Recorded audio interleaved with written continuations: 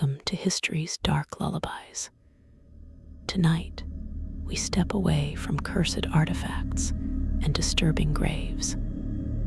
We enter a different kind of haunted space, the sanctum of the healer, the operating theater, the asylum ward, the private clinic.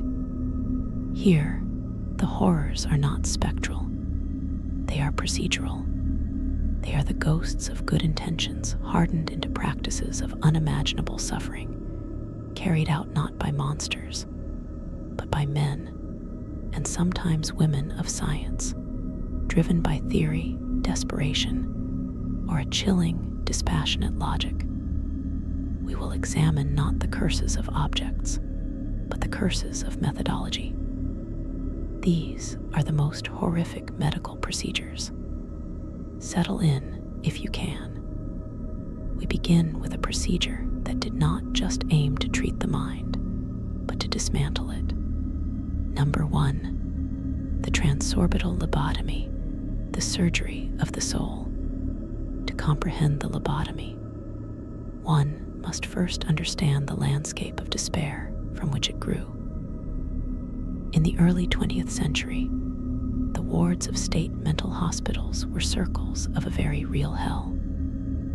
They were overcrowded, underfunded warehouses for the incurably insane patients with severe schizophrenia, manic depression, and catatonia, for whom there were no effective treatments. They were often restrained in straitjackets, locked in padded cells, or sedated into a vegetative stupor. The air was thick with the sounds of screaming, weeping, and the clang of metal doors. It was into this abyss that a procedure promising hope descended, a procedure that would become one of medicine's most profound betrayals. The concept was born from a crude, mechanistic view of the brain. Portuguese neurologist Antonio Egas Moniz theorized that certain mental illnesses were caused by fixed, pathological ideas lodged in the neural pathways of the prefrontal cortex, the seat of personality, foresight, and social behavior. His brutal logic was this: if a circuit is malfunctioning, sever the wires. His early method, the leucotomy, involved drilling holes in the skull and using a wire loop to core out sections of brain tissue. It was crude, but it produced results Moniz called successful. Agitated patients became quiet. The world took notice, but it was an American, Dr. Walter Freeman, who transformed the lobotomy from a radical surgery into an industrial-scale horror. Dissatisfied with the complexity of the operation, Freeman, with neurosurgeon James Watts, pioneered the transorbital lobotomy, often called the ice pick lobotomy. The name was not metaphorical. The primary instrument, an orbitoclast, was a stainless steel pick that looked exactly like an ice pick. Here is the procedure. The patient would often be rendered compliant by several rounds of electroconvulsive therapy, shocked into a groggy, disoriented state. No formal operating theater was needed. Freeman performed these in offices, clinics, even on his traveling tour. The patient's head would be held steady. Freeman would lift the upper eyelid, insert the tip of the orbitoclast at the corner of the eye socket, just above the eyeball. With a small, precise tap of a mallet, he would drive the thin metal shaft through the thin orbital bone into the cranial cavity, aiming for the prefrontal lobes. He was now inside the skull, behind the eye. With no visual guidance, He would then sweep the instrument back and forth in a fanning motion, severing the connections between the prefrontal cortex and the thalamus, the brain's relay station. A sickening, soft crunch or pop might be felt. He would then withdraw the instrument and repeat the process on the other eye. The entire procedure could take less than 10 minutes. Stitches were often unnecessary. The patient would awake, bandages over their eyes, a fundamentally different person. The horror is layered.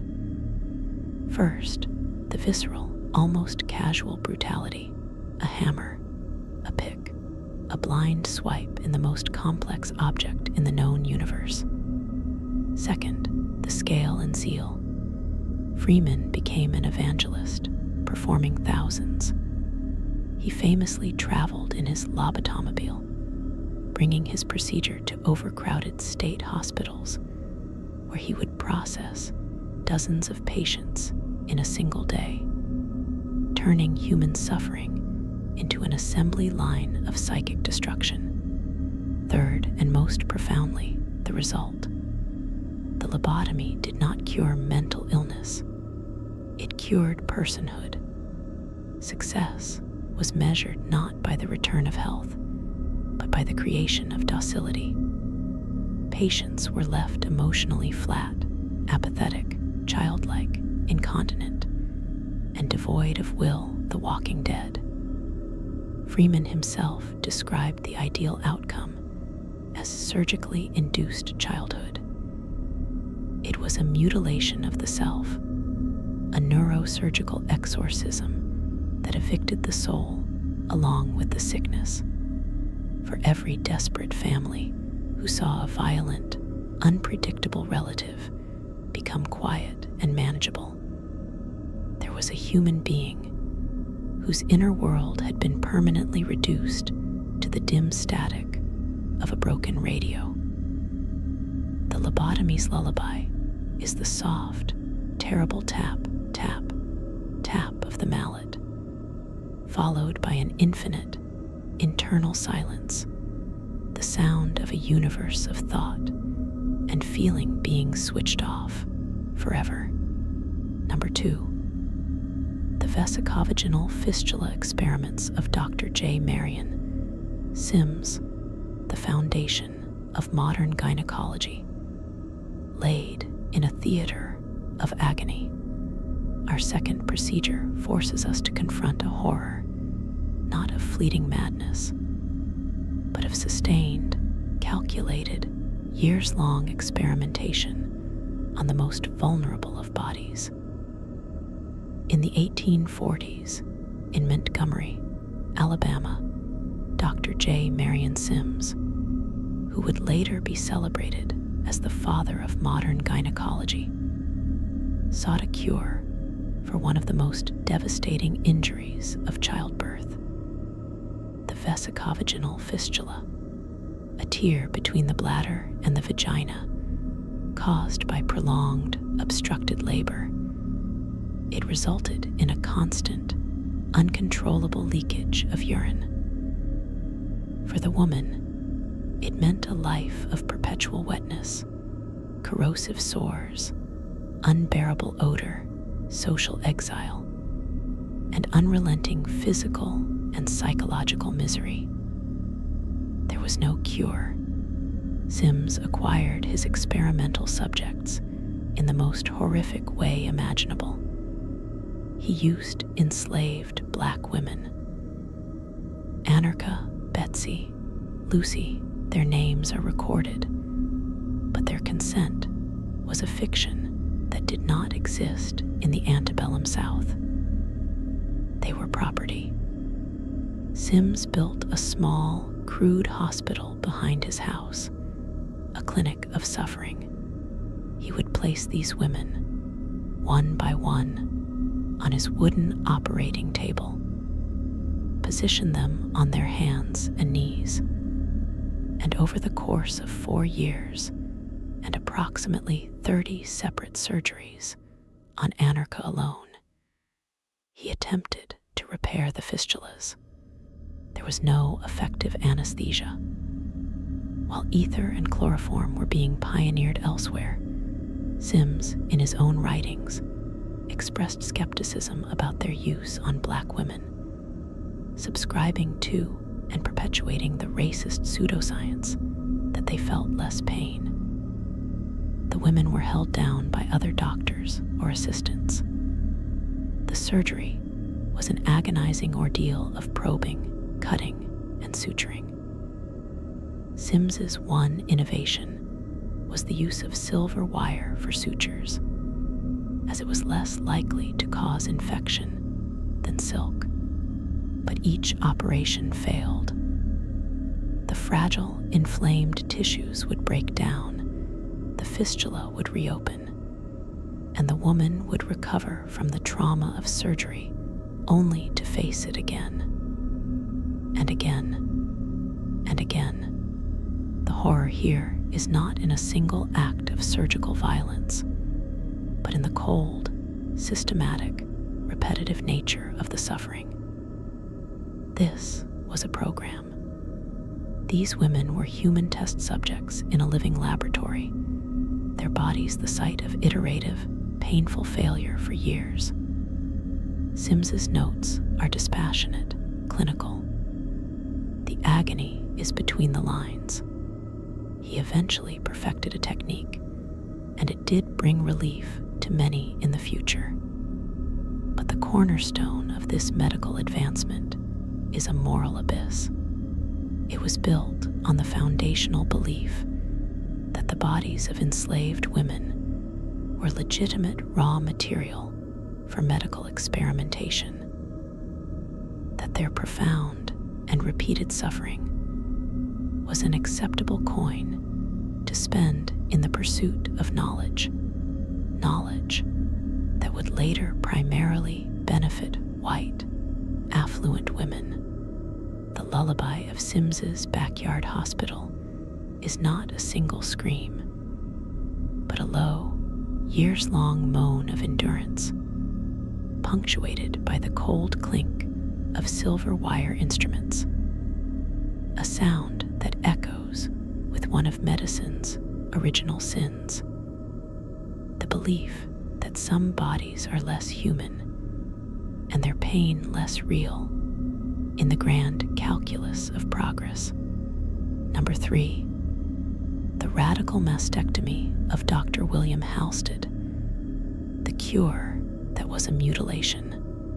For our third procedure, we enter the realm of a different terror, the terror of excess, of a cure so devastating in its scope that it often became a fate worse than the disease itself.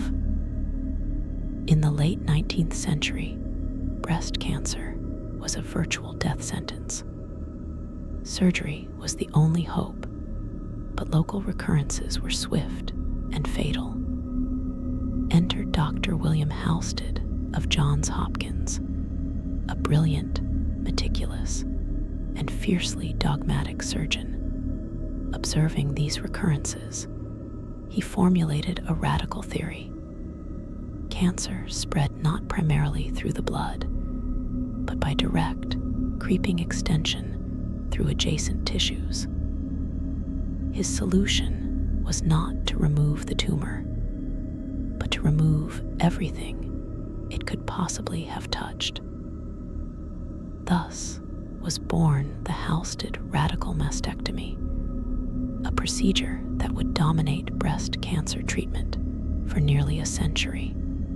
The horror of the Halsted is in its total architectural violence. The operation was a marathon of demolition. The surgeon would make a vast, elliptical incision, removing not only the entire breast, but also a wide swath of overlying skin, ensuring no cancer cells lingered in the pores.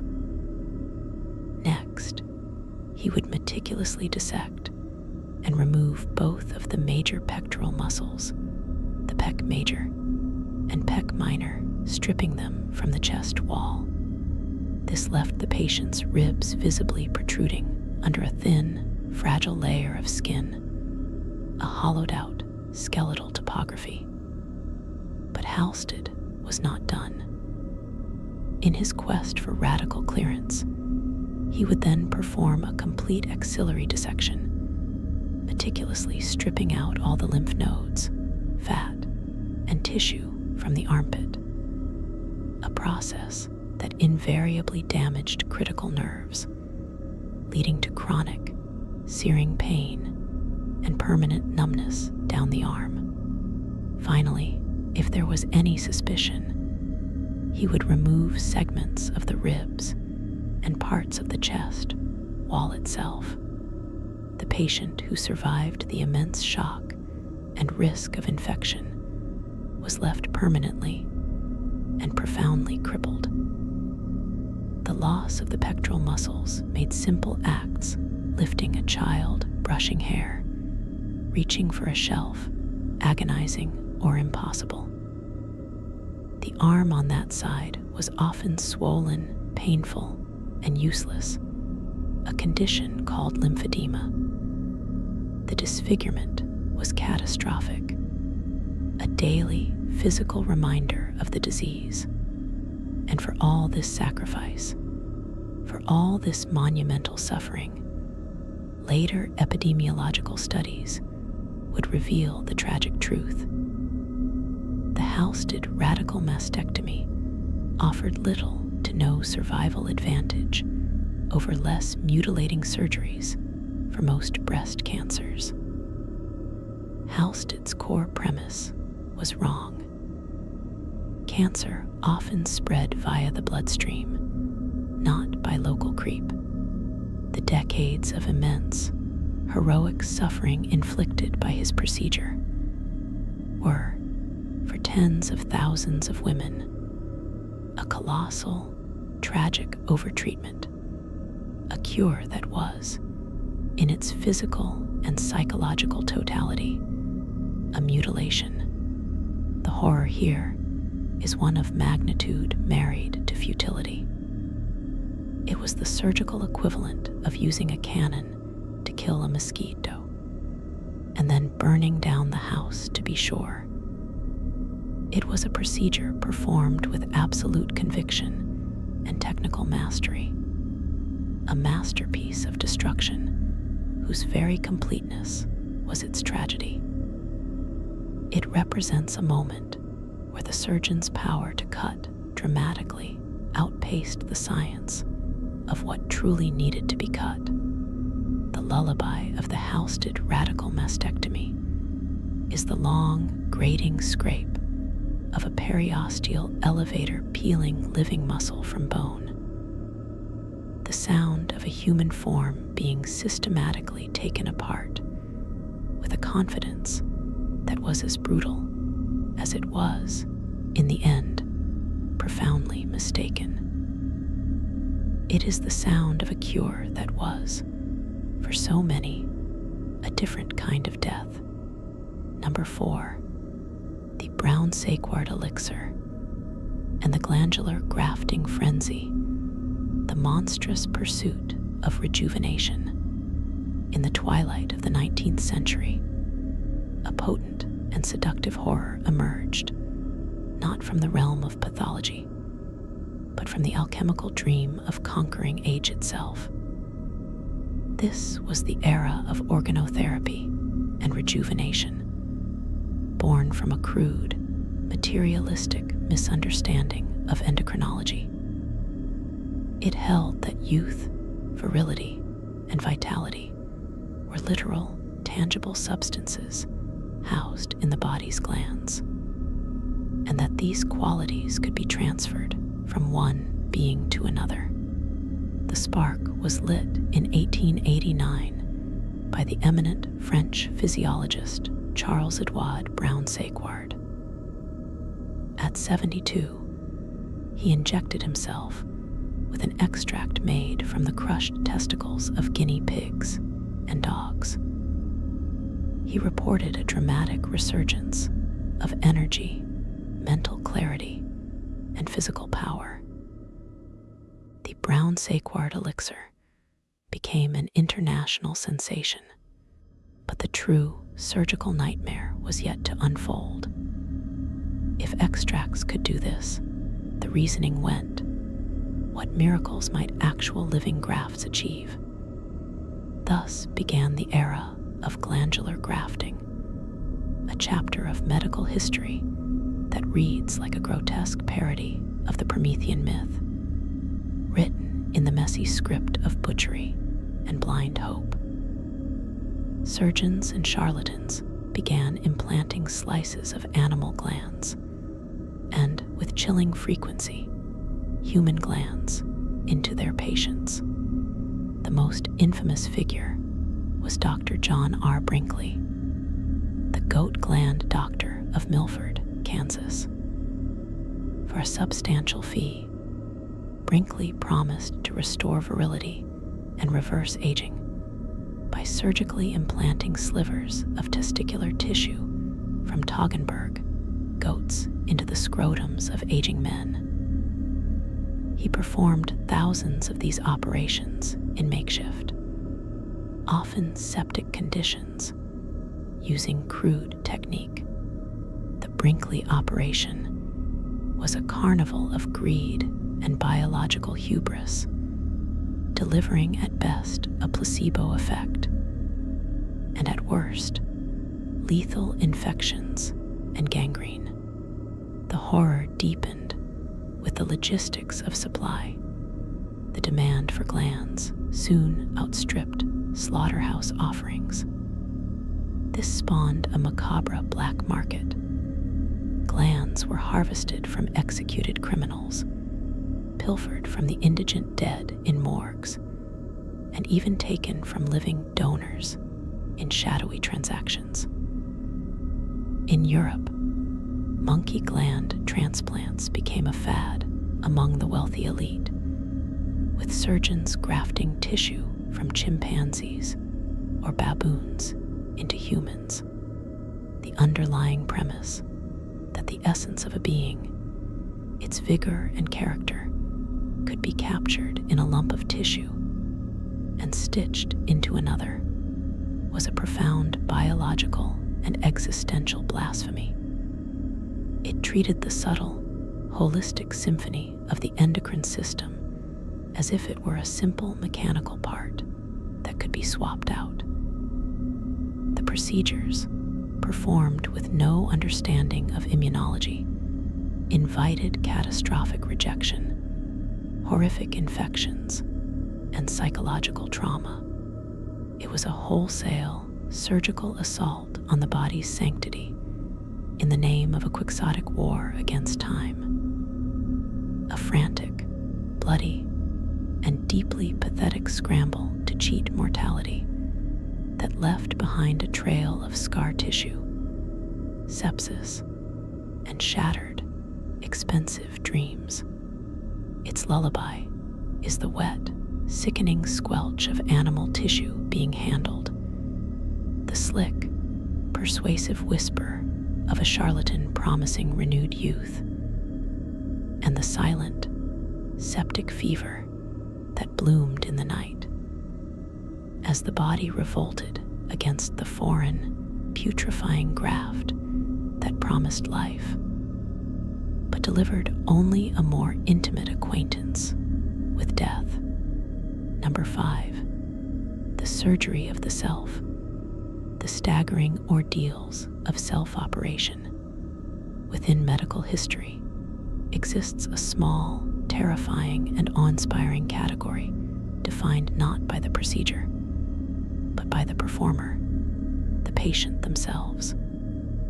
These are tales of such profound isolation, desperation, and sheer ice cold, well, that they border on the mythic, yet their reality is documented, a testament to the extreme lengths a conscious mind will go to preserve its own vessel. Consider first the case of Dr. Evan O'Neill Kane in 1921, a surgeon himself and a believer in the safety of local anesthesia. He decided to prove a point by removing his own appendix. Propped up before an arrangement of mirrors, he administered local anesthetic to his own abdomen. With his own hands, he cut through his own flesh, located the inflamed organ, tied it off, excised it, and sutured himself closed. He recovered. The act is a chilling exercise in Cartesian duality. The mind acting as a pure, dispassionate engineer upon its own biological substrate. Yet this act of supreme self-control is overshadowed by the story of Leonid Rogozov, a Soviet general practitioner stationed at a remote Antarctic research base in 1961. Stricken with acute appendicitis, with a vicious blizzard making evacuation impossible, Rogozov faced a stark equation: operate on himself or die. After a night of worsening pain, he made his decision. He instructed his colleagues, a driver, and a meteorologist in sterile procedure, lying semi-reclined on his bunk, using a mirror for a partial view and relying on touch. He administered a local anesthetic to his own abdominal wall. He then made a 10-centimeter incision. In his own diary, he wrote of the moment, "The bleeding is quite heavy, but I take my time. I open the peritoneum. I am in the worst pain of the whole operation. I start taking out the appendix. I don't notice how I managed to cut it off. I throw away the appendix. I look at it. It is deeply disturbing. For nearly 2 hours, with fingers growing numb and waves of nausea and weakness threatening to overwhelm him, he worked, finally suturing his own intestine and abdominal wall before collapsing. He survived. The horror here is not of malice, but of ultimate existential solitude. It is the horror of confronting one's own mortality, not as a philosophical concept, but as a practical, manual task. The body becomes both the dying patient and the only possible surgeon. The conscious mind is a trapped, commanding spectator to its own potential dissolution, forced to issue calm, technical orders to hands that tremble with the very life they are trying to save. These stories are lullabies of the most profound self-reliance, humming with the sound of one's own heartbeat thundering in the ears, the shallow, controlled breath of the operator, and the terrible, definitive snick of scissors cutting one's own sutures. A sound that marks not just a closed wound, but a closed circle of experience where healer and sufferer are one and the same, in a silence more absolute and terrifying than any sterile theater could ever provide. Number 6, the symphysiotomy, the English method, and the unthinkable obstetric choice. We return to the female body, not as an experimental subject, but as the site of a catastrophic, zero-sum obstetrical calculation that persisted for centuries. Before the advent of safe cesarean sections, one of the most dreaded complications of childbirth was a contracted pelvis, where the baby's head was too large to pass through the mother's bony architecture. This was often a death sentence for both. From this desperate impasse arose a procedure of such stark, brutal simplicity, it seems medieval. The symphysiotomy, known grimly as the English method. The procedure was an exercise in controlled skeletal violence. The laboring woman, often with little to no effective anesthesia, would be positioned on a table. The surgeon would take a long, narrow-bladed symphysiotomy knife and locate the symphysis pubis, the firm, cartilaginous joint at the front of the pelvis, where the two pubic bones meet. He would then force the blade into the center of this cartilage and, with deliberate sawing motions, cut completely through it. A sickening pop or crack would be audible and palpable as the pelvic bones separated, sometimes by several inches, forcibly widening the diameter of the birth canal. The baby, if still alive, could then be extracted, often with forceps. Afterwards, the woman would be tightly bound from hips to ankles with cloth strapping and kept completely immobile for weeks, in the hope that the severed cartilage would reknit. The immediate horror is the sensory and physical violation, the feeling of one's own skeleton being deliberately broken open from within. But the long-term horror was the legacy of damage. Many women were left with permanent, debilitating sequelae: chronic, severe pain in the pubic joint, a waddling, unstable gait, lifelong incontinence of urine and feces due to damage to the bladder and rectum from the sudden, traumatic widening, and devastating sexual dysfunction. The pelvis, the architectural core of stability and locomotion, was sacrificed to save the life of the child. It was a procedure that traded one kind of life for a maimed version of another. In mid-20th century Ireland, the horror was compounded by religious and social coercion. The operation was performed not only for genuine obstruction, but as a Catholic, church-approved alternative to cesarean section. A C-section, it was believed, would limit the number of children a woman could safely bear. A symphysiotomy, in theory, did not. Thus, the procedure was sometimes forced upon women without full consent, turning a desperate surgical gamble into an instrument of population policy, maiming the mother to preserve her future fertility for the state and the church. The lullaby of the symphysiotomy is the sound of cartilage tearing under a blade, a sound felt deep in the very center of the body, followed not by a baby's cry, but by the long, silent, agonizing weeks of lying bound in the dark, waiting to see if you would ever walk without pain again. A living price paid in broken bone and shattered nerves for the breath of another.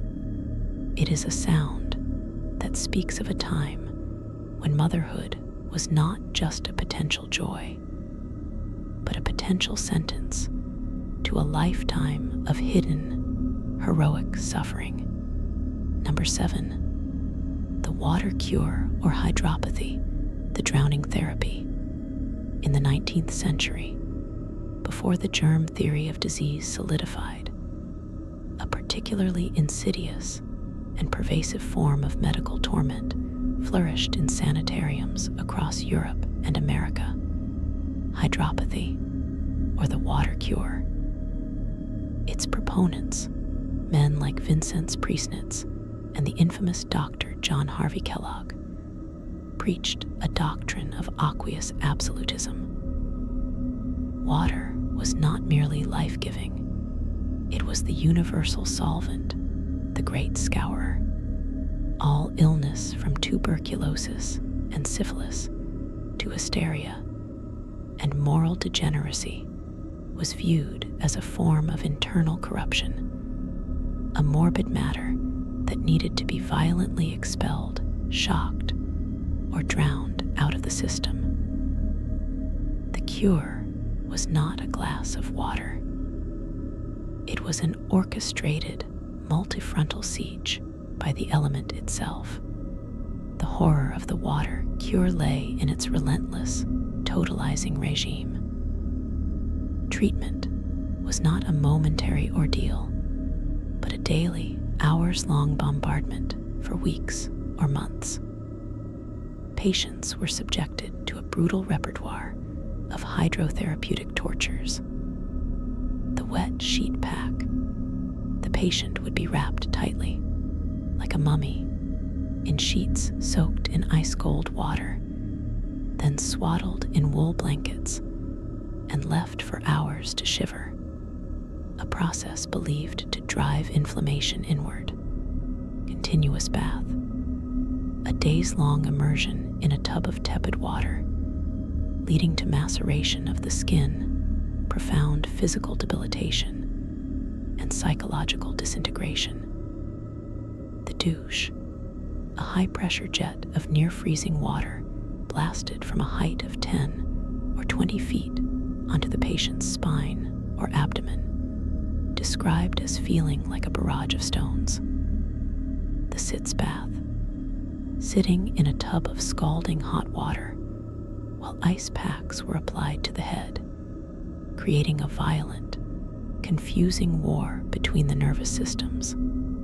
And perhaps most notoriously, the plunge bath, where a shivering, often screaming patient would be suddenly and forcibly submerged into a deep pool of ice-cold water. This was not fringe quackery. It was respectable mainstream therapy in elegant retreats. The suffering it inflicted was immense. Hypothermia, shock, cardiac stress, severe dermatological damage, and a state of helpless, terrified submission. It was especially favored for neurasthenic women and for the treatment of masturbation, which Kellogg and others saw as a primary source of physical and moral decay. The water cure was, in essence, a form of exorcism by element. It operated on the belief that the pure, punishing violence of water could scourge both physiological and spiritual impurity from the soul. Its lullaby is the relentless, echoing drip of the hydrotherapy room, the shocking, wet slap of a high-pressure jet on bare flesh, and the muffled, chattering sobs of a person bound in a cold, wet shroud, praying for the fever of illness to return if it would only mean a moment of dry, warm stillness. Number 8. The malarial fever cure for general paresis of the insane, the pyrexia of desperation. By the early 20th century, one diagnosis stood as a symbol of utter, hopeless horror in psychiatry: general paresis of the insane, GPI. This was the tertiary neurological stage of syphilis, a slow, degenerative march through grandiose delusions, paralytic tremors, slurred speech, and finally, profound dementia and death. Asylums were filled with patients undergoing this grotesque unraveling, with no treatment and no hope. Then, in 1917, Austrian neurologist Julius Wagner-Jauregg made an observation that would lead to a Nobel Prize, and one of medicine's most desperate, high-stakes gambles. He noted that paretic patients who contracted high fevers from other illnesses, like typhoid or erysipelas, sometimes showed startling, temporary improvements in their psychiatric symptoms. His horrific, logical leap was to induce the fever on purpose. The malarial fever cure was born. The procedure was stark in its simplicity and terror. A patient with GPI would be deliberately inoculated with blood from a malaria patient, infected with Plasmodium vivax, the parasite that causes a reliably recurring but least deadly form of the disease. Then they would be left to endure the cycles, the bone-rattling chills that made the bed tremble, the fevers that spiked to 105 or 106 degrees Fahrenheit, turning the brain into a delirious furnace, the drenching sweats that followed. This would repeat every 2 to 3 days for 8 to 12 cycles. The theory was that the heat-sensitive syphilis spirochete would be cooked out of the brain by the fever, while the human neurons, theoretically, could survive. The horror here is the calculated, precise induction of one deadly disease to fight another. It was a medical duel to the death, with the patient's body and mind as the battlefield. About 15% of patients died from the malaria itself. Many others were left profoundly weakened, anemic, and traumatized. But for a significant minority, around 30%, it worked. Their neurological decline halted, even reversed. They were, in a very real sense, brought back from the precipice of psychotic oblivion by being marched through the valley of a different, controllable hell. This procedure exists in a terrifying ethical limbo. It was arguably the first effective treatment for neurosyphilis, predating penicillin by decades. It saved lives and minds from a guaranteed, grotesque end. Yet, the means were positively medieval, a deliberate, therapeutic poisoning, a controlled torture. Its lullaby is the sound of teeth chattering uncontrollably against a metal bed frame, the low, delirious moan of a brain on fire, and the tense, watchful silence of the ward as doctors monitored the fever chart, praying the line would stop its ascent just before it burned out the very person they were trying to salvage. It is the sound of victory purchased with the currency of agony, a stark monument to the era before magic bullets, when the fight against the spirochete was a brutal, scorched earth campaign waged inside the human skull. Number 9, the radical thoracoplasty for tuberculosis, the butchery of the chest. Before antibiotics, pulmonary tuberculosis was consumption, a romanticized but relentless killer that filled sanatoriums. When rest, sunlight, and clean air failed, surgery became the last, desperate roll of the dice. The goal was not to remove the disease, but to collapse the diseased lung, putting it at rest, so the lesions might theoretically heal. The methods devised to achieve this physiological collapse were exercises in radical, destructive anatomy that border on sanctioned mutilation. Chief among them was the radical thoracoplasty. The procedure was one of monumental architectural violence.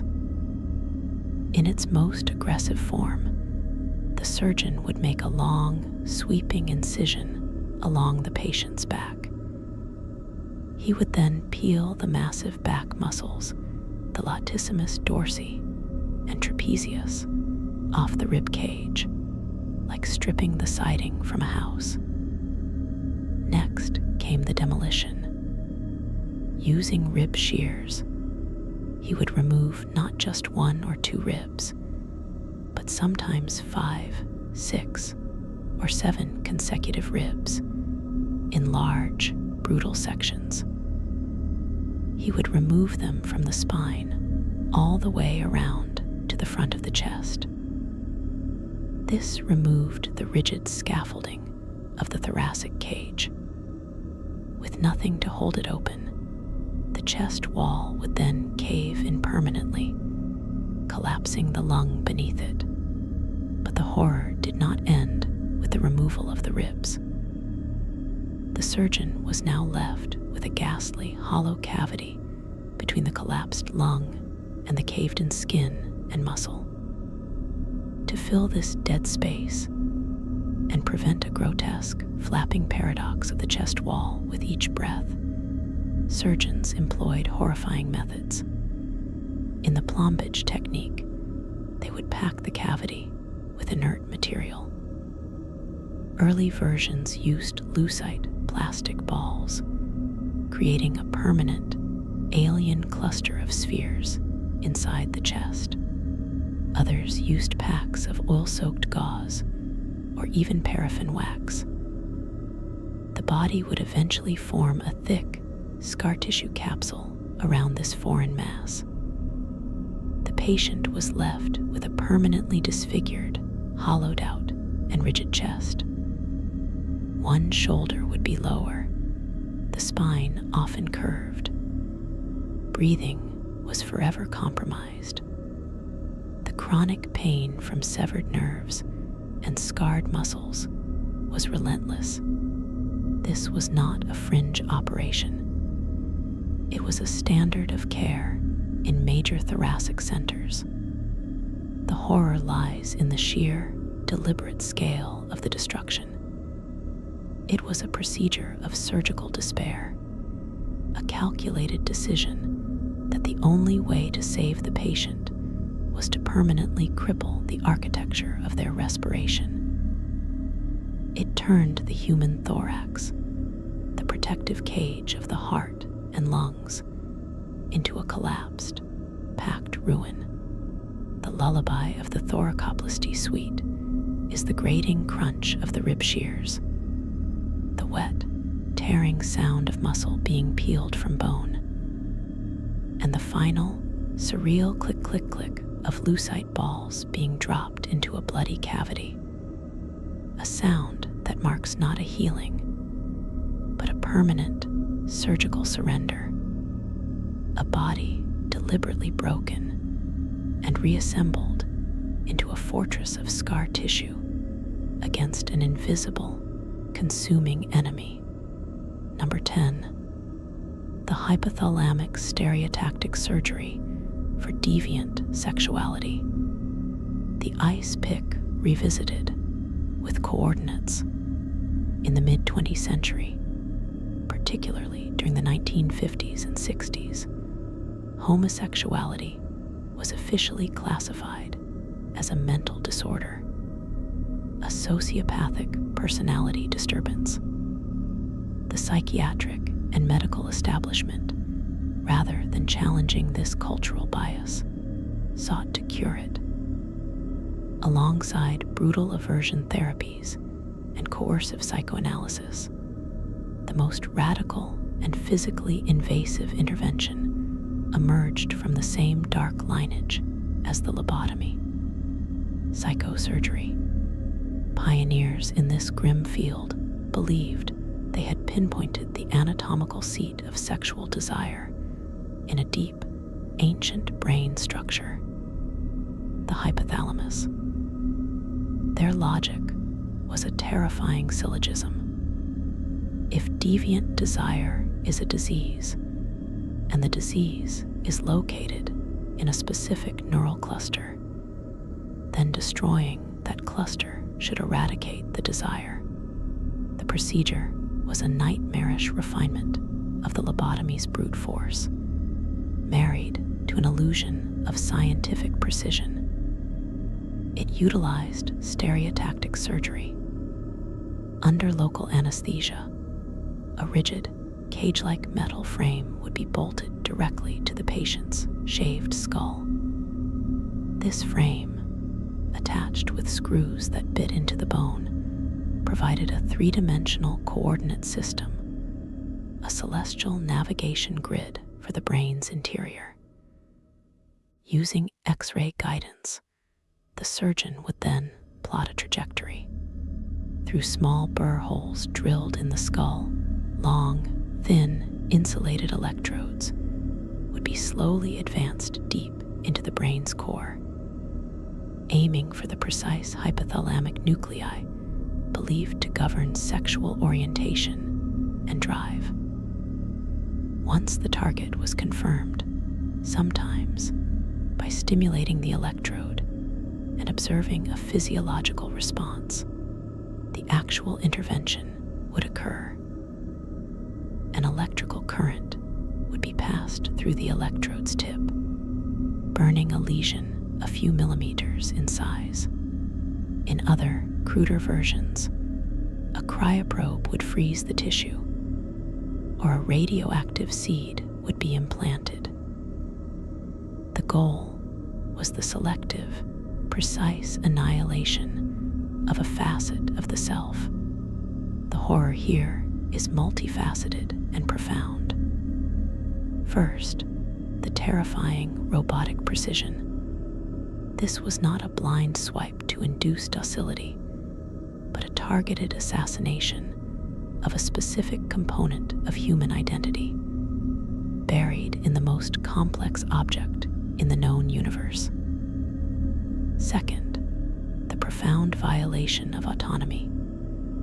Patients were often coerced by families, legal systems, or their own internalized shame and fear. They were not ill in any biomedical sense. They were socially nonconforming, and medicine offered a neurosurgical solution. Third, and most catastrophically, the results. The procedures rarely cured homosexuality.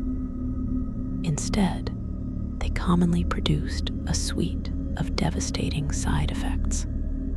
Patients were left with a complete loss of libido, sexual desire of any kind, hormonal chaos, diabetes insipidus, and inability to regulate fluids, causing constant thirst and urination, catastrophic weight gain, profound apathy, and severe memory disorders. The cure for an aspect of personality was the total destruction of the motivational and physiological underpinnings of the self. It was a medical exorcism that left behind not a healed individual, but a hollowed-out, endocrinologically broken shell. The lullaby of the stereotactic suite is the low, ominous hum of the electrical generator, the sterile, definitive click of the stereotactic frame being locked into place, and the absolute, internal silence that follows, the sound of a universe of feeling, attraction, and identity being pinpointed in space and cauterized into a permanent, neutral void. Number 11. Twilight sleep, Dämmerschlaf, the amnesiac birth. In the early 1900s, a revolutionary new procedure swept through fashionable maternity wards in Europe and America, hailed as a miracle of modern medicine that would finally liberate women from the curse of Eve, the pain of childbirth. This was twilight sleep from the German Dämmerschlaf, pioneered at the Freiburg Clinic in Germany.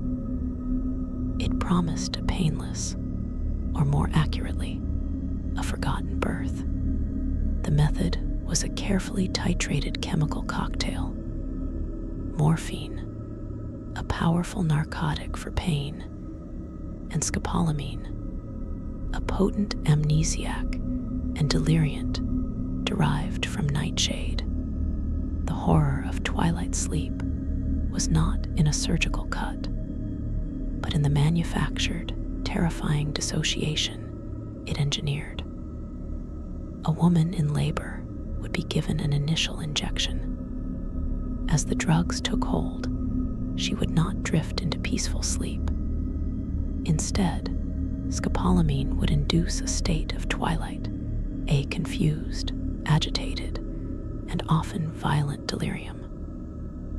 Crucially, it would paralyze her memory-forming capacity, but it did not block the sensation of pain. The morphine would dull, but never erase, the agony of contractions. The result was a woman trapped in a terrifying, disorienting nightmare. She might scream, thrash, hallucinate, and cry out, completely unmoored from reality and utterly unable to form any coherent memory of the experience. To manage this chemical psychosis, she was often strapped to the bed, wrists and ankles bound in leather cuffs, and placed in a silent, padded isolation room. Nurses and doctors, wearing soft-soled shoes, would observe her through a window like a specimen, intervening only for the final delivery, which often required high forceps, increasing the risk of injury to both mother and child. The procedure was marketed as the ultimate in humane, modern childbirth. But its reality was a profound chemical violation of one of life's most primal and transformative passages. It turned the mother into a hallucinating, restrained object, her consciousness chemically scoured of the event, even as her body violently enacted it. The miracle was an amnesiac blank where a foundational human experience should have been. Women would wake up hours later, groggy, sore, and profoundly disoriented, handed a baby that felt like a stranger. The physical risks were high: respiratory depression in the newborn, hemorrhaging in the mother, trauma from forceps. But the deeper theft was psychological. The theft of presence, of agency, of memory at the moment of becoming a mother. It was the medicalization of motherhood into a passive, erased procedure. The lullaby of the twilight sleep chamber is the muffled, distant scream from behind a sealed door, the soft, sinister creak of leather restraints, and the profound, chemically induced silence that follows in the mother's own mind. A silence not of peace, but of erasure, a void where a story of strength and transformation should have been written. Number 12. The prolonged sleep cure, deep coma therapy. The annihilation of consciousness. In the 1920s and 30s, a Viennese psychiatrist named Manfred Sakel developed a theory that would lead to one of the most extreme and existentially terrifying medical experiments ever conceived. The prolonged sleep cure, observing that schizophrenic patients sometimes showed temporary improvement after slipping into hypoglycemic comas from accidental insulin overdoses. Sakel proposed a radical treatment: induce a deep, continuous coma, not for hours, but for days, weeks, or even months, in the belief that this prolonged rest could reset a sick brain. The procedure was an orchestrated near-death. Patients diagnosed with schizophrenia or severe psychosis would be injected with massive, carefully calibrated doses of insulin, sending their blood sugar plummeting and inducing a deep hypoglycemic coma. They would be kept in this state, hovering on the knife's edge between life and death, monitored for vital signs. Some protocols alternated weeks of insulin coma, with periods of barbiturate-induced sleep or electroconvulsive therapy during brief, groggy arousals. The body would be sustained via feeding tubes and intravenous fluids. The patient would simply cease to be present. They existed in a profound, artificial twilight, their brain metabolism dramatically slowed, their personhood in total, terrifying abeyance. The horror here is ontological, a horror of non-being sanctioned by medical authority. This was not treating symptoms. It was attempting to annihilate the patient's conscious experience of their illness by skirting the boundaries of death itself. The risks were astronomical. Many patients died from irreversible coma, cardiac arrest, or severe, permanent brain damage due to prolonged cerebral hypoglycemia. Those who recovered were often left with catastrophic memory loss, significant cognitive deficits, and were physically ravaged, having endured a state of suspended animation that left them more ghost than person. The line between therapy and state-sanctioned temporary euthanasia was vanishingly thin. The sleep cure represents the ultimate medical hubris of its era. The belief that consciousness itself was the problem in psychosis, and that the solution was to switch it off for a while, like a flickering, faulty light, and hope it came back on in a better, clearer configuration. Its lullaby is the absolute, deafening silence of a deeply comatose brain, the slow, mechanical hiss of an oxygen tent, and the soft, clinical murmur of a nurse charting vital signs for a body whose mind is lost in a starless, artificial night. A lullaby that is the very anthem of a medicine that sought to heal by first committing a temporary, carefully monitored murder of the self. Number 13. The lobotomy assembly line and the lobotomobile, the industrialization of psychic destruction. We must return to the lobotomy, but not to its theory or its technique. We must witness its apotheosis as a mass-produced, democratized horror.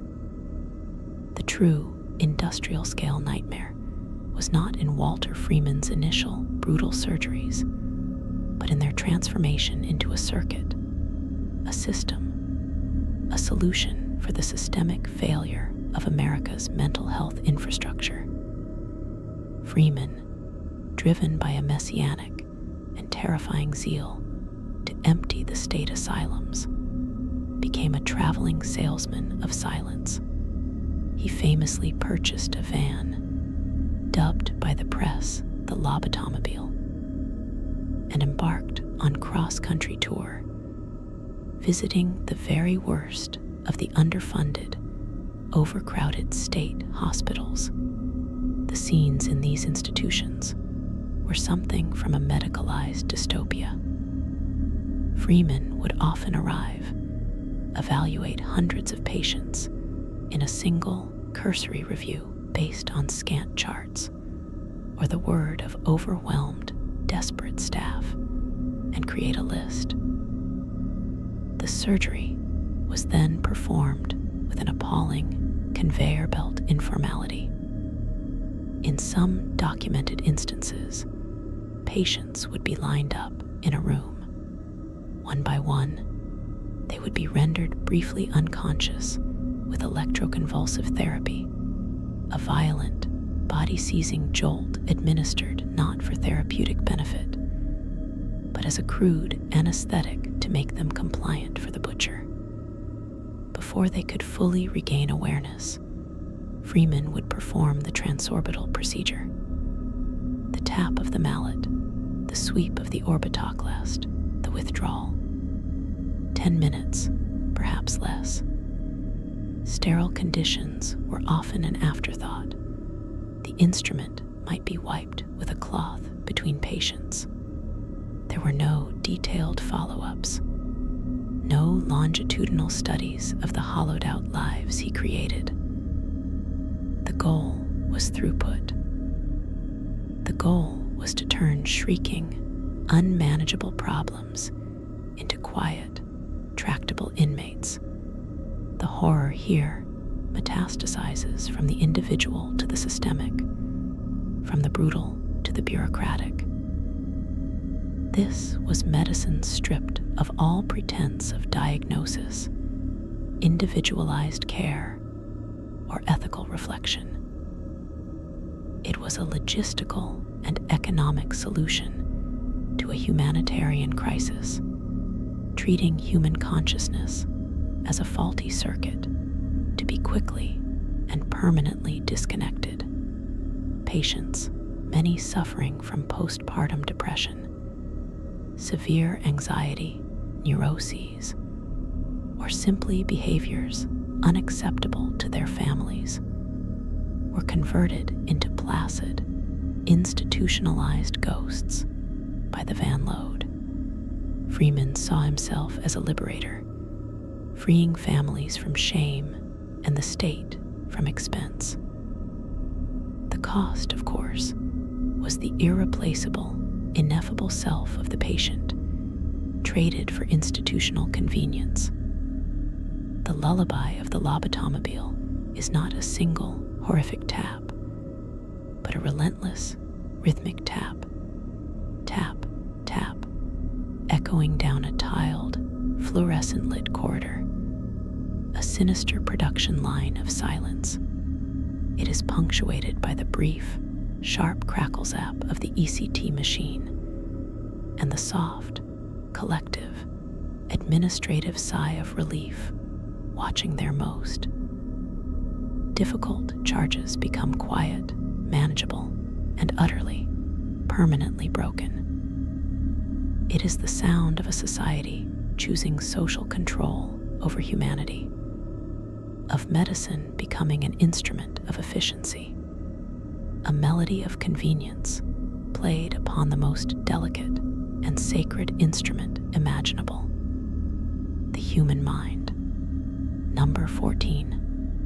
Coercive sterilizations, the surgical mandate of eugenics.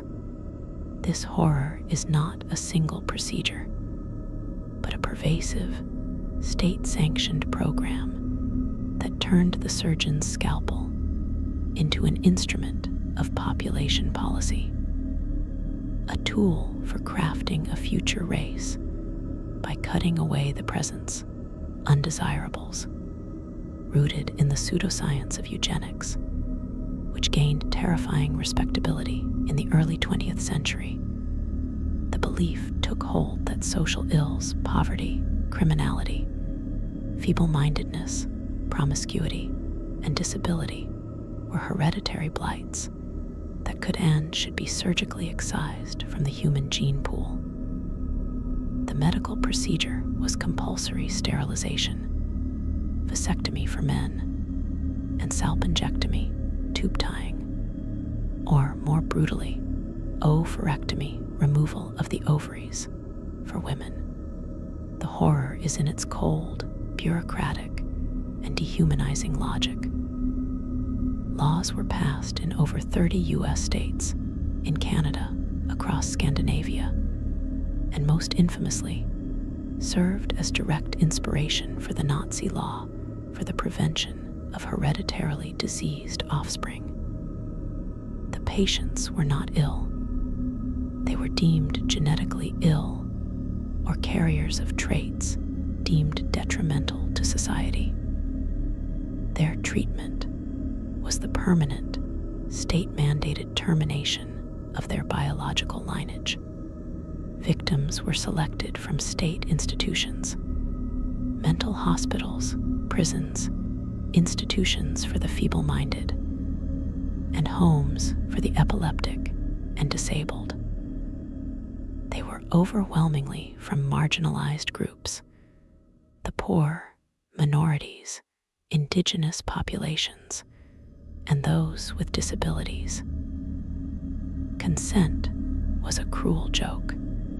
A eugenics board, often comprising doctors, lawyers, and social workers, would review a file, sometimes nothing more than a family history of poverty or a single immoral act, and issue an order. The surgery would be performed, often under the guise of another necessary operation, like an appendectomy. This was preventative medicine of the most sinister kind, the prevention of people.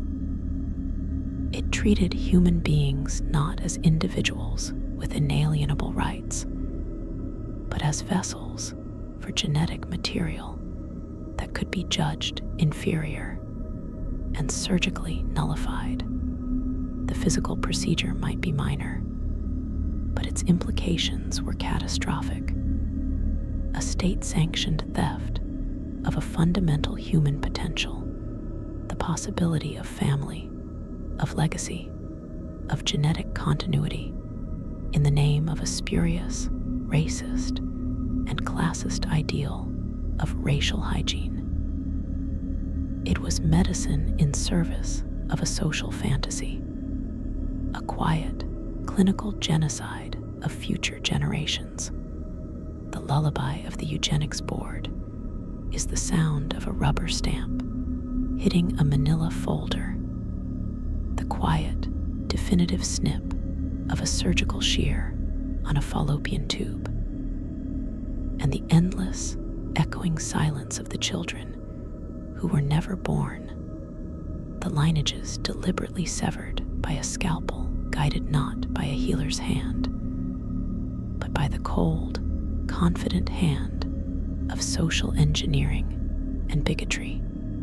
Number 15. The early bone marrow transplant and total body irradiation protocol, the scorched earth gambit. We conclude this triad with a procedure that sits at the absolute apex of medical extremity. A Hail Mary pass against incurable cancer that required the patient to first be brought to the brink of non-existence. In the 1950s and 60s, the first attempts at bone marrow transplantation for lethal leukemias or aplastic anemia were among the most radical and terrifying experiments ever undertaken on the human body. The logic was stark, brutal, and beautiful in its terrible simplicity. The patient's own cancerous or failing bone marrow, the very factory of their blood and immune system, had to be completely, utterly, and irrevocably eradicated. Only then could donated, healthy marrow be introduced to repopulate the empty biological kingdom. The method of eradication was total body irradiation, TBI. Patients were subjected to massive, near-lethal doses of radiation across their entire bodies, a dose calculated to destroy every single rapidly dividing cell. This was not a targeted beam at a tumor. It was a nuclear strike from within, a deliberate induction of acute radiation sickness as a therapeutic strategy. The effects were a preview of a cellular hell, the complete obliteration of the immune system, rendering the patient a walking void of defenselessness, the slewing of the entire lining of the gastrointestinal tract, leading to uncontrollable bloody diarrhea and an inability to absorb nutrients, the destruction of the oral and esophageal mucosa, making swallowing a torment of raw tissue. Patients were placed in sterile life islands or laminar airflow rooms, often rudimentary plastic tents, in a desperate, usually futile attempt to protect them from all microbes. They existed in a state of profound, total vulnerability, their bodies chemically and radiologically burned out from the inside. Only after this near-total annihilation, this scorched earth campaign against the patient's own biology, was the donor marrow, a fragile slurry of hope infused into their bloodstream. Then began the agonizing wait. Would the new marrow engraft and begin to produce new blood? Or would the patient, a hollowed-out vessel, succumb to the inevitable infections, hemorrhage, or the devastating graft versus host disease, where the new donor immune system recognized the patient's entire body as foreign and launched a catastrophic attack, a civil war at the cellular level, with the patient's own tissues as the battlefield. Mortality rates in these early trials were catastrophic, often exceeding 90%. The horror of this early protocol is its breathtaking audacity and its existential violence. It was the medical equivalent of burning down a city to exterminate a single, pervasive pest, then hopping to rebuild a thriving metropolis from a single donated seed. It treated the human organism not as a patient to be nursed, but as a terrain to be scorched earth, in the desperate, mathematical hope that something new and pure could grow in the radioactive ashes. The patient was brought to the very threshold of death. Indeed, their old biological identity was murdered by radiation in the staggering gamble that a new, hybrid self could be conceived from the cells of another.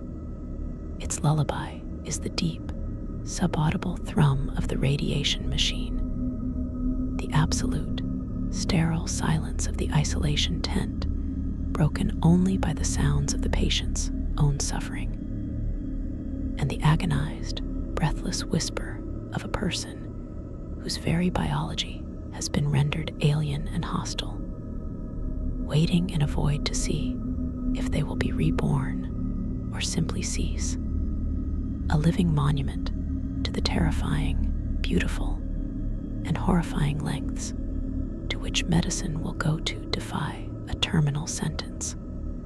Number 16, the corpus callosotomy, the surgical bisection of consciousness, the split brain procedure, in the mid-20th century, as a treatment of last resort for patients with devastating, uncontrollable epilepsy that originated in one hemisphere and spread like wildfire to the other. Neurosurgeons performed an operation of such profound philosophical consequence that it fundamentally challenged the bedrock of human identity, the unity of the self. This was the corpus callosotomy, the severing of the corpus callosum. This structure is not a minor tract. It is the great informational superhighway of the brain, a thick cable of over 200 million neural fibers that connects the left and right cerebral hemispheres, allowing them to communicate, collaborate, and present a single, integrated narrative of reality to the conscious mind. The theory was severe, but clear. If epileptic seizures were electrical storms that leaped across this bridge, severing the bridge could contain the storm, potentially saving the patient's life and cognitive function from continual, destructive grand mal seizures. The surgery itself, performed with exquisite microsurgical precision, was not the primary horror. The horror emerged in the quiet, brilliant, and unsettling laboratory observations of neuropsychologists like Roger Sperry and Michael Gazzaniga. What they discovered in these split-brain patients was not the creation of two personalities, but something far more strange and disturbing: the creation of two independent, parallel spheres of conscious awareness within a single skull. The left hemisphere, typically dominant for language, linear logic, and analytical thought, was suddenly cut off from the direct perceptions and knowledge of the right hemisphere, which specializes in spatial reasoning, intuition, holistic perception, and the processing of emotion. The experiments revealed a being at war with its own silent half. A patient could be shown an image, say, a picture of a snowstorm, only to the right hemisphere by presenting it in the left visual field. The right hemisphere would recognize it and understand the concept cold.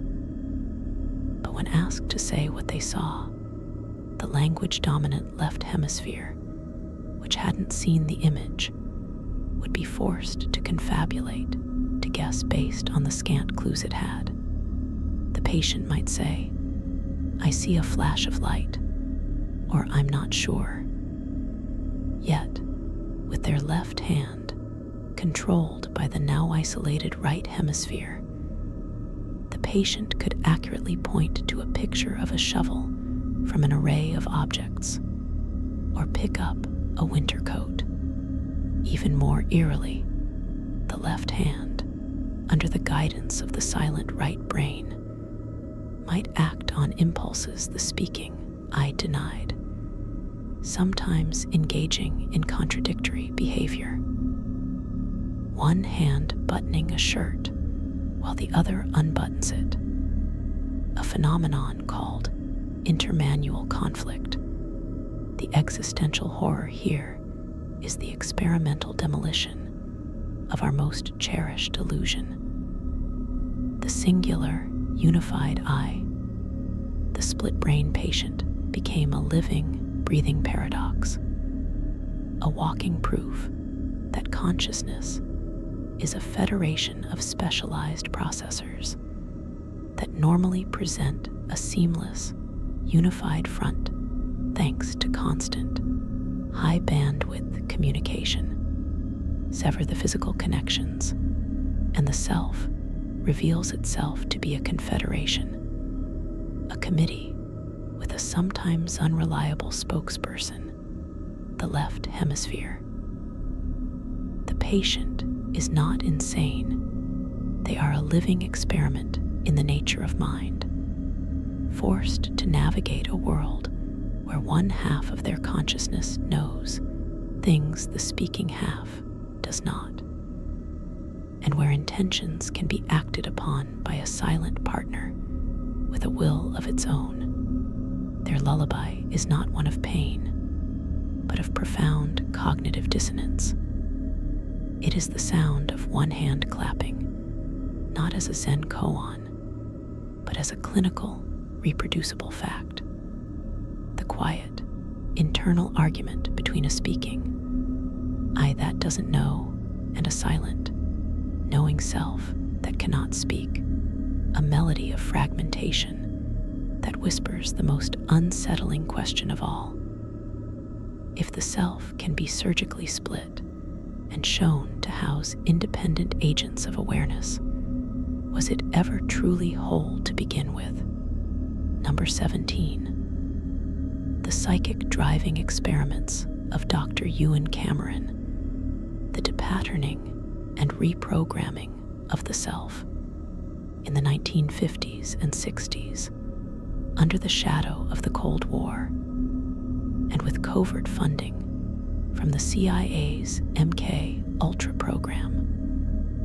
Dr. Ewan Cameron, a world-renowned psychiatrist and president of the American Psychiatric Association, conducted experiments at the Allen Memorial Institute in Montreal that sought nothing less than the total erasure and reprogramming of the human personality. His method, which he called psychic driving, was a multimodal, sustained assault on the mind so comprehensive and brutal. It constitutes one of the most ethically barren chapters in the history of science. Cameron's premise was that psychiatric illness was the result of faulty neural patterns in the brain. His solution was not to treat these patterns, but to obliterate them entirely and imprint new, healthy ones, a process he termed depatterning. The procedure was a grueling, weeks-long marathon of torture, disguised as avant-garde therapy. Patients admitted for conditions like anxiety, depression, or even postpartum struggles were subjected to a relentless barrage.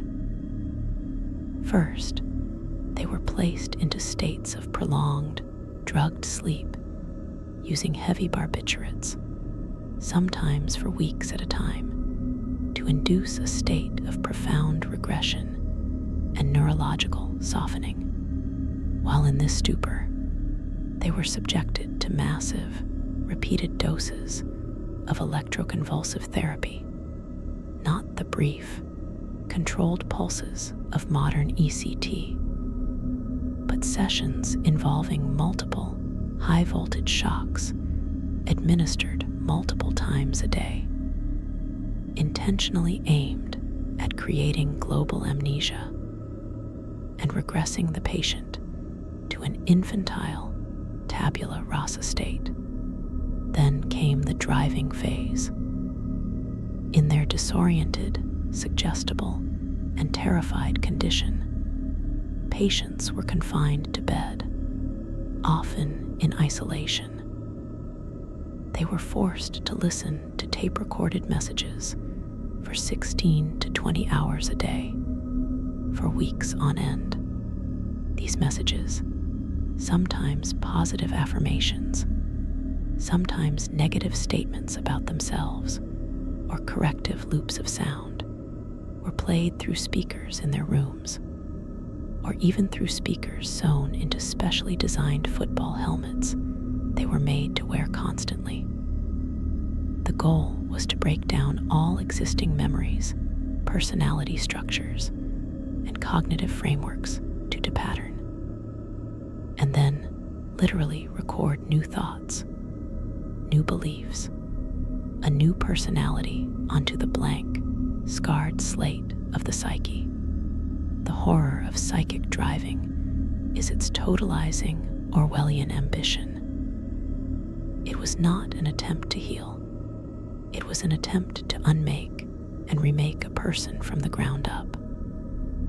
It combined sensory deprivation, pharmacological overload, neurological violence via ECT, and psychological coercion into a single, sustained attack on the integrity of the self.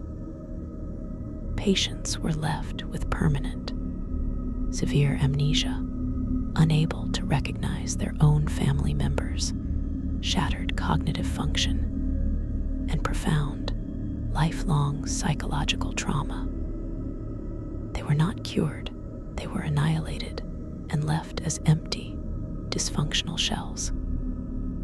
Cameron's work represents the ultimate medical transgression, the use of clinical authority and tools not to alleviate suffering, but to enact a form of non-consensual brainwashing, turning the psychiatric ward into a laboratory for designing a new, compliant kind of human being. Its lullaby is the endless, monotonous tape loop whisper of a recorded voice in a darkened, padded room.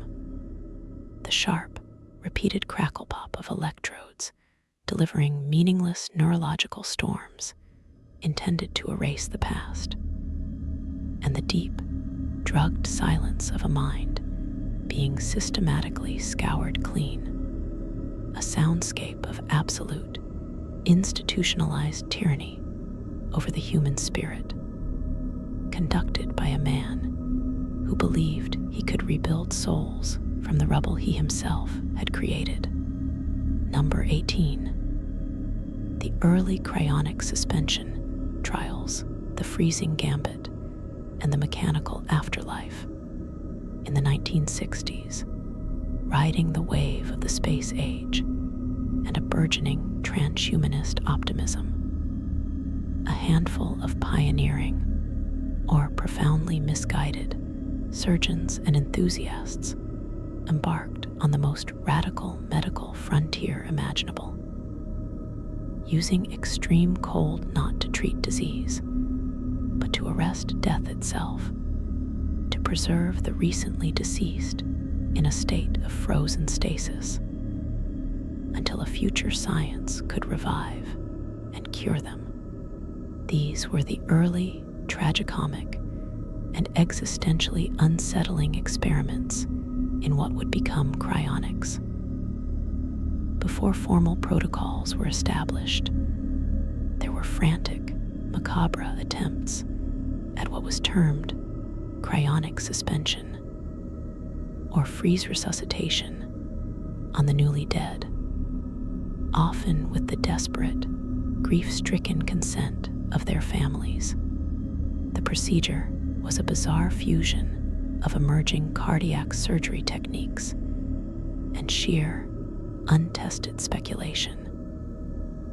At the moment a patient was declared legally dead, a team would spring into action.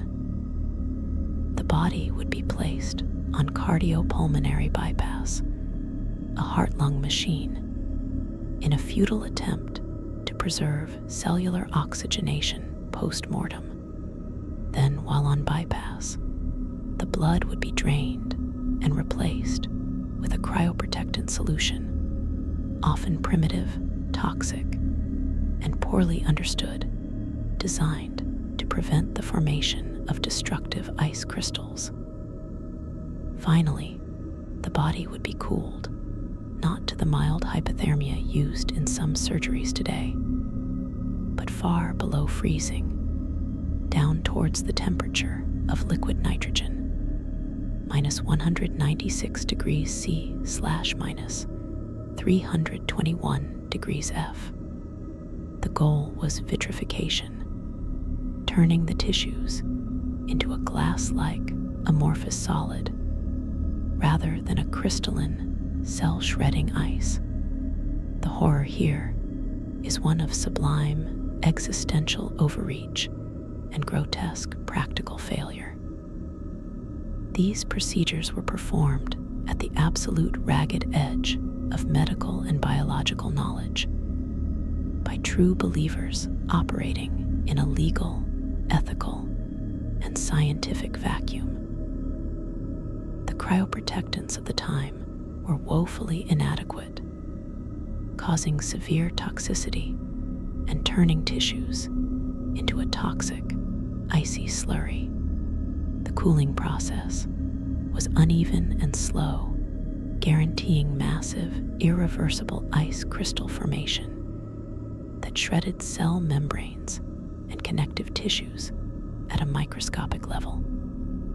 The suspension was, in biological reality, a complex form of mummification by ice, a state far closer to permanent, frozen damage than to preserved life.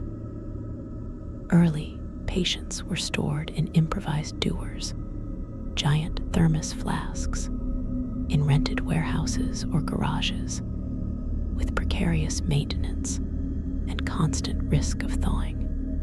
The promised future technology of resurrection remained, and for all practical purposes, still remains a science-fictional fantasy.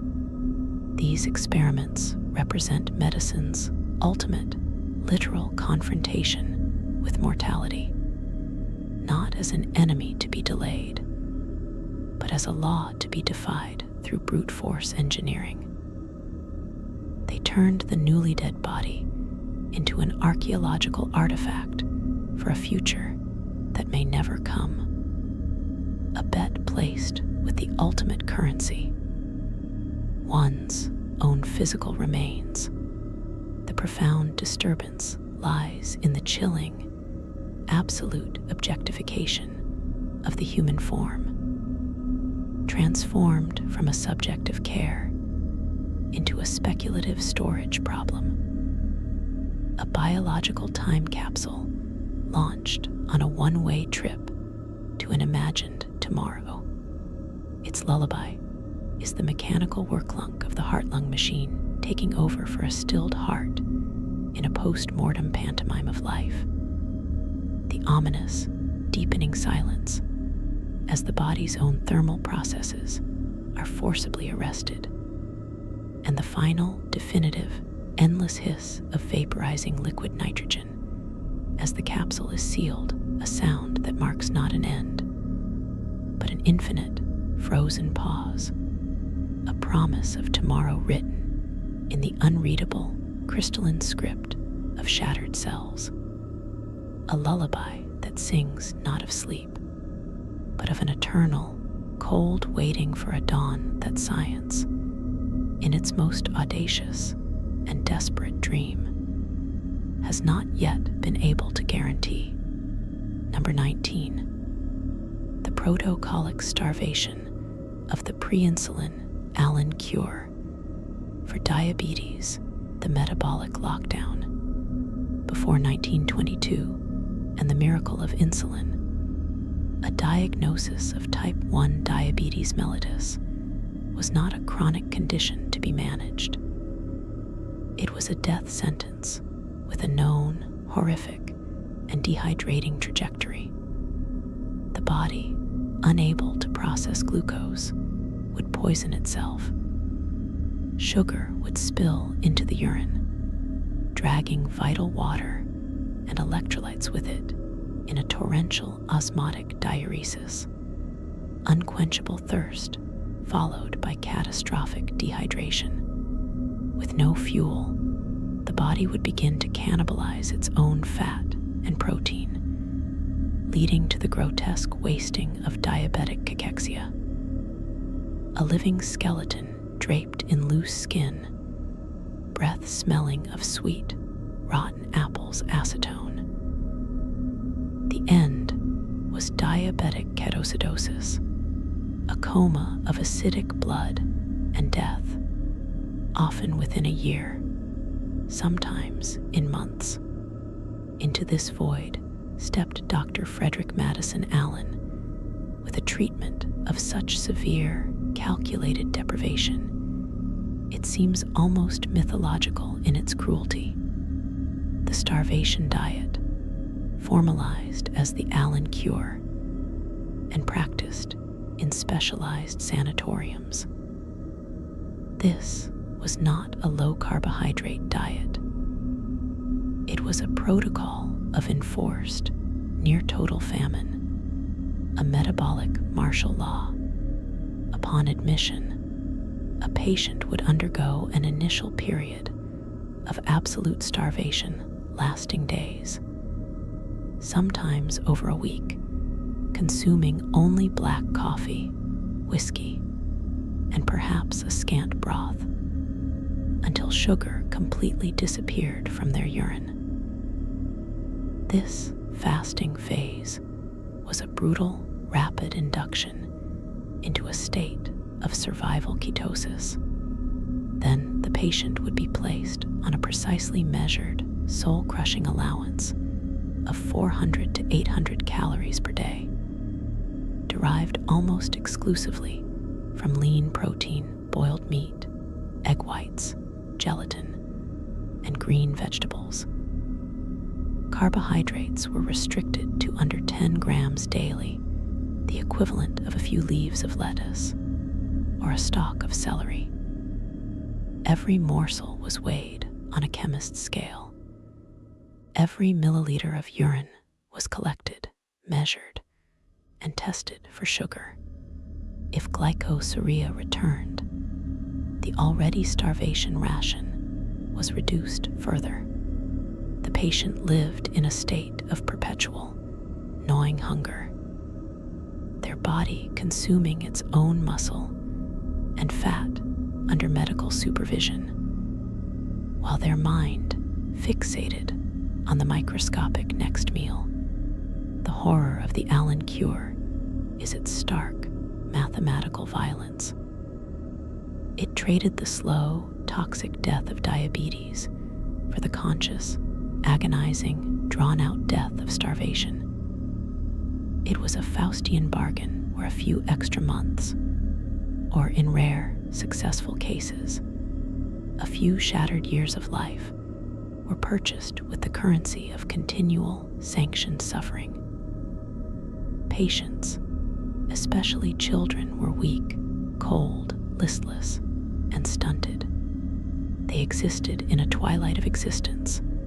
Their growth halted, their minds narrowed to the obsessive arithmetic of hunger. Sanatoriums became quiet galleries of the walking dead, where the dominant sounds were the rustle of a nurse's starched uniform, the clink of a glass urinalysis tube, and the deep, constant gurgle of empty stomachs. The cure was measured not in health, but in the negative space of sugar in a test tube.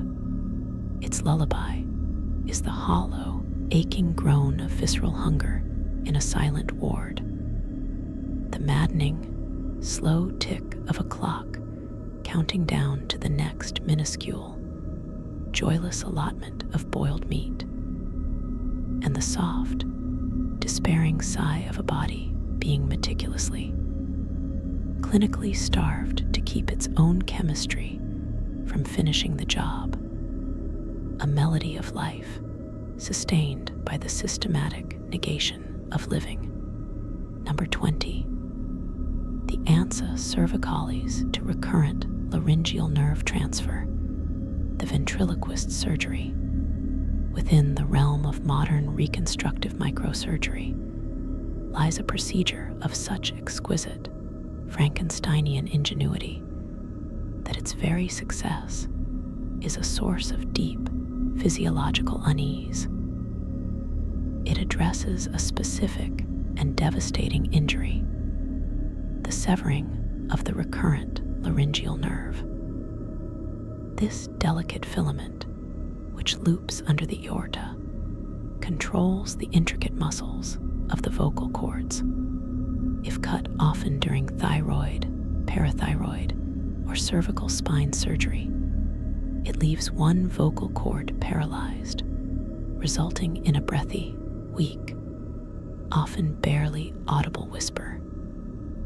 The nerve itself, due to its tortuous pathway, is fiendishly difficult to repair directly. So, surgeons devised a workaround of chilling cleverness. If you cannot fix the original wiring, hijack a different circuit. The procedure is a masterclass in neurological redirection. Surgeons harvest a donor nerve, most commonly the ansa cervicalis. This is a nerve with a humble function. It controls the strap muscles of the neck, the muscles that tense and depress the larynx during the act of swallowing. It is, in essence, part of the autonomic wiring for the gullet. The surgeon severs this donor nerve, disconnects the paralyzed laryngeal muscle from its dead recurrent nerve, and then meticulously sutures the living end of the ansa cervicalis directly into the muscle of the vocal cord. The goal is neural piracy, to commandeer the swallow signal, and redirect it to power, speak. The horror, a quiet, ontological horror, manifests in the outcome. After months of healing and neural re-education, it often works. The patient regains vocal strength, but the voice is now activated not by the conscious, effortless intent to speak, but by the unconscious, automatic neural command to swallow or tense the neck. To produce sound, the patient must learn to trigger this alien circuit. For some, it means consciously thinking about the initiation of a swallow to phonate. For others, the voice becomes tied to physical exertion or a specific head position. The restored voice is often different, rougher, more strained, less melodic, because it is powered by muscles designed for a primal, hydraulic function, not for the fine modulation of human song and speech. This procedure represents a profound violation of the body's intended neural geography. It creates a synthetic, repurposed function. The patient gains a voice, but it is a borrowed voice, a ventriloquist's voice, operated by a physiological puppet string that was never meant for it. The beautiful, unconscious unity of thought and speech is disrupted. Vocalization becomes a learned trick, a conscious override of a repurposed system. The lullaby of the ansa cervicalis transfer is the sound of a voice that emerges from the wrong intention, a word that is a side effect of a swallow, a laugh that is triggered by a grimace. It is the sound of the human organism being brilliantly, unsettlingly rewired, not to a state of natural function, but to a state of magnificent, heartbreaking compromise. Number 21. The early premicrobial fecal transplant, transphonation, the garden of filth, long before the elegant, capsule-based fecal microbiota transplants, FMT of today. The concept of restoring gut health by introducing the flora of a healthy donor had a much darker, more visceral, and frankly medieval precursor, documented as far back as 4th century China for treating food poisoning, and in 16th century European texts for treating severe diarrheal diseases. Transphonation was a therapy born of desperate, intuitive logic, applied with a grotesque literalism, for a patient wasting away from intestinal flux, likely severe dysentery, cholera, or an ancient equivalent of C. difficile. A healer would procure a fresh, warm stool sample from a supposedly healthy donor, often a robust family member, a servant, or even an animal. This fecal matter was then prepared. It might be mixed with water, broth, or milk to create a slurry. The administration methods were the stuff of biological nightmare. It could be administered orally, forced down the throat of a delirious, nauseated patient as a broth or a potion. More commonly, and perhaps more horribly, it was given via retention enema. The warm fecal slurry would be injected into the patient's colon using a bladder syringe or a primitive funnel, with the intent of physically reseeding the ravaged intestinal tract with healthy ferment to drive out the bad humors or organisms. The horror operates on every sensory and conceptual level. The sheer, primal disgust of consuming, or being infused with human excrement. The complete absence of sterility, guaranteeing the potential transmission of a catalog of unknown bacterial, viral, and parasitic pathogens, alongside any putative good bacteria. The profound psychological violation of such an intimate, degrading intervention, and yet, buried within this revolting, dangerous practice, was a grain of profound, intuitive truth, an ancient understanding that the gut's invisible ecosystem was paramount to health, and that balance could be restored through transplantation. They had stumbled upon the principle of the microbiome millennia before they had the language or the science to understand it. Their tool, however, was a biological blunt instrument of terrifying crudeness. The lullaby of early transformation is the wet, obscene sound of the slurry being stirred in a bowl, the helpless retch or shudder of the patient subjected to it, and the profound, silent gamble taking place in the dark of the gut. A desperate, filthy prayer for a balance that sight and science could not yet see. An attempt to cure corruption with the most fundamental corruption of all recontextualized against all reason as hope. We approach the terminus of our grim syllabus.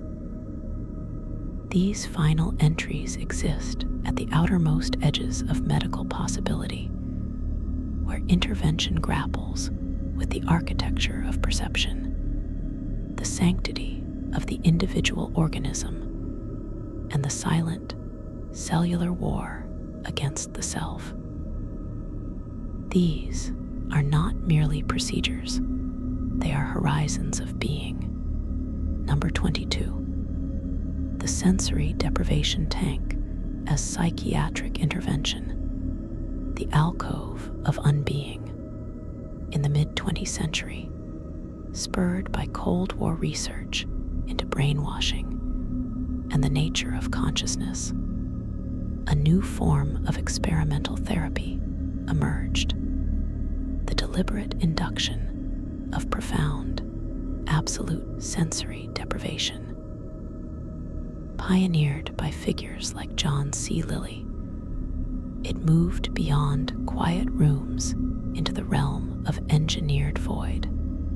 The tool was the isolation tank, a lightless, soundproof chamber filled with body temperature, heavily salinated water, allowing a subject to float weightlessly, suspended in a medium designed to neutralize the senses of touch, sight, sound, taste, and smell. When used as a mandated, prolonged psychiatric treatment, this was not relaxation therapy. It was a controlled, sanctioned experiment in ontological disintegration. The human mind is an engine that requires a constant stream of data to structure reality.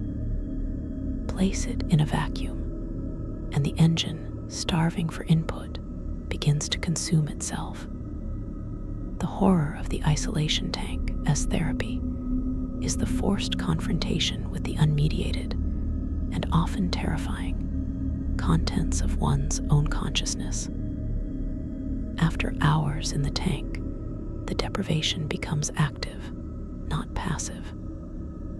The mind, desperate for stimulus, begins to generate its own. Vivid, uncontrollable hallucinations erupt, geometric patterns liquefying into scenes, disembodied voices, the sensation of phantom limbs, or out-of-body experiences. The body map dissolves. Patients lose the sense of where their skin ends and the saline universe begins. Time distorts, stretches into eternity, or snaps into nothingness. Ego structures, the fragile narrative of I can begin to crumble without an external world to reflect them back. For a patient placed in this environment under medical directive, the experience was one of induced, supervised psychosis. It was a journey into the abyss with a doctor's prescription, a deliberate unpinning of reality. The tank became a liquid tomb for the perceiving self, a place where identity was not healed, but dissolved in a sensory void, with the faint, speculative hope it might reconstitute in a healthier pattern upon emergence. The risk was that it wouldn't, that the psyche would fragment under the sheer weight of nothingness. Its lullaby is the absolute, deafening silence of a vacuum, a silence so complete it becomes a roar in the ears, punctuated not by external sound, but by the internal shrieks and whispers of a brain talking to itself in the dark. The terrible, silent scream of a consciousness turned inwards with nothing to meet but its own unraveling edges and the ghosts in its own machinery. Number 23. The cross-circulation experiments for acute organ failure, the parabiasis of desperation, before reliable dialysis or ECMO machines. Surgeons facing acute, lethal failure of the kidneys or liver sometimes resorted to a procedure of breathtaking intimacy and biological violation. Cross-circulation. The concept was stark. Directly link the circulatory system of a dying patient to that of a healthy, living donor, usually a spouse, parent, or sibling, so that the donor's organs could temporarily perform the life-sustaining functions for both. The procedure was a surgical siege on the sanctity of the individual body. Large bore cannulas would be implanted into major arteries and veins in the groin or neck of both individuals and connected via a labyrinth of tubing to a pump, creating a shared, closed circulatory loop. For days, sometimes weeks, two people would exist as a single, monstrous, shared biological system. The donor's heart would pump blood for two bodies. The donor's kidneys would filter the uremic toxins from both bloodstreams. The donor's liver would metabolize the drugs and byproducts of two organisms.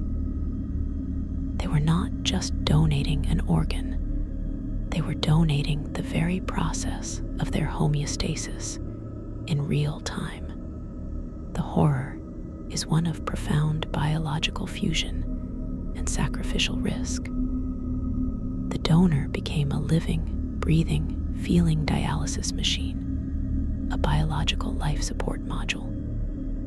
The risks were astronomical. Catastrophic imbalances in blood volume and pressure could drown one circulatory system or starve the other. Hidden infections or nascent cancer cells could be transferred. The psychological trauma of being physically chained to another's dying process was immense. For the recipient, it was a state of vampiric dependence so complete it felt like a parasitic fusion, coupled with the crushing guilt of knowing their continued breath was a direct, continuous tax on the vitality of a loved one. It created a two-bodied, one-souled chimera of sheer necessity, a testament to a love or duty so extreme it demanded the dissolution of the most fundamental biological boundary, the integrity of the self-contained circulatory system. Its lullaby is the mechanical whir thump of the pump that has become a shared, artificial heart. The silent, cellular level exchange of life and death flowing through clear plastic tubing. And the shared, single breath of two people whose fates have been surgically, irrevocably sewn together in a pact more binding and terrifying than any vow. A melody of love sung in the key of shared blood and mutual peril. Number 24. The boron neutron capture therapy, BNCT, for glioblastoma, the subatomic assassination. In the eternal, desperate war against brain cancer, few frontiers are as conceptually elegant and practically terrifying as boron neutron capture therapy, BNCT. It represents the pinnacle of the magic bullet ideal, transformed into a microscopic, nuclear-scale duel. Used in trials for inoperable glioblastoma, the most aggressive and lethal brain tumor, the procedure is a two-stage act of subatomic betrayal. First, the patient is infused with a special, non-radioactive compound containing boron-10, designed to be absorbed preferentially by the rapaciously dividing cancer cells. The boron settles into the very nucleus of the malignant cells. Then, the patient's head is positioned in the beam port of a nuclear reactor, not for imaging, but for bombardment. The reactor emits a beam of low-energy, thermal neutrons. These neutrons are harmless ghosts to normal tissue, passing through without interaction. But when a slow neutron strikes a boron-10 nucleus sitting inside a cancer cell, a catastrophic, intimate nuclear reaction occurs. The boron atom splits, or undergoes fission, releasing two incredibly high-energy, short-range particles, a lithium nucleus and an alpha particle, that tear through the interior of that specific cell, shredding its DNA and structures with the violence of a star's death contained within a micrometer. The lethal radiation is generated inside the cancer cell itself. The range of the particles is about the width of one cell. The neighboring healthy neurons are, in theory, spared. The horror is one of sublime, invisible precision and existential irony. The patient must willingly place their skull in the beamport of a nuclear reactor, the very symbol of apocalyptic power, to cure a disease within. The treatment leverages the cancer's own voracious biology to lure in its destroyer. The patient becomes a temporary vessel for a silent, subatomic war where the battlefield is the fabric of their own mind, and the weapons are particles born from a controlled star. It is the ultimate in friendly fire, a precision strike executed at the quantum level. Its lullaby is the deep, silent hum of the reactor core, the utterly still moment as invisible neutron ghosts pass through healthy tissue seeking their destined, boron-laden targets, and the silent, microscopic pop of a trillion cancer cells committing nuclear suicide inside the sanctum of the human brain. A cure that is also a contained, cellular apocalypse. A victory written in the language of particle physics and cellular ashes, ending for history's dark lullabies. And so, the final chart is closed. The last light in this archive of suffering dims. We have journeyed from the ice pick in the brain to the nuclear fire in the cell. From the enforced, calculated starvation of the diabetic to the shared, pounding blood of two hearts. We have seen the self split, the mind erased, the voice borrowed, the body frozen in a gamble on tomorrow. These are history's dark lullabies, not because they are simple tales of evil, though evil is here, but because they are the complex, haunting songs sung at the outermost edges of human hope and fear. They are the melodies of brilliance curdled into hubris, of compassion hardened into dogma, of desperation forging tools of unimaginable violence. They are sung in the key of our fragility, the fragility of the flesh that fails, and the fragility of the intellect that strives to fix it, so often at a terrible, terrible cost. Let them go now. Let the echoes of the operating theater, the clink of steel, the hiss of gas, the focused, desperate breath dissolve into the past where they belong. Let the silent screams in the isolation tank, the shared pulse in the cross-circulation tubing, the subatomic detonations in the brain, let them all recede. There is only your breath now, only the quiet dark of your room, only the profound, unmedicated, uncharted peace of being here, now intact. The last page turns. The archive is sealed. The weight of these stories is not yours to carry into the night. Lay it down here, in this shared silence. Sleep now, not in the shadow of these tales, but in the deep, silent knowledge that for this moment, in this stillness, you are whole. Let the quiet heal what the stories have touched, and dream, if you dream, of gentler things. The watch is ended. Good night.